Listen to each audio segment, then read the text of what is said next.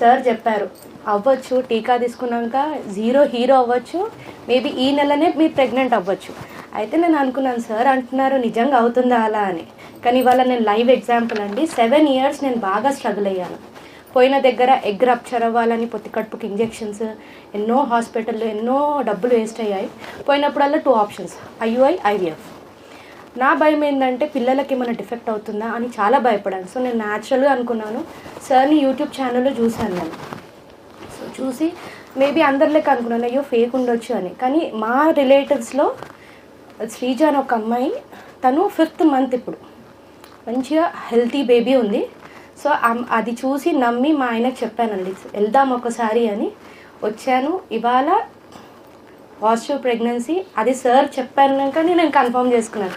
ఒకసారి ఆ సార్ నోటి నుంచి అమ్మ నీకు ప్రెగ్నెన్సీ కన్ఫర్మ్ అయింది అంటేనే నేను నమ్ముతాను సార్, మీరు చెప్పాక నేను నమ్ముతాను అన్నాను. సార్ చెప్పారు 3 విధాలుగా నీ ప్రెగ్నెన్సీ కన్ఫర్మ్ అయిందమ్మా, నువ్వు ప్రెగ్నెంట్ అంటేనే. నాకు ఇవాళ నా ఫేస్లో స్మైల్ ఉందండి.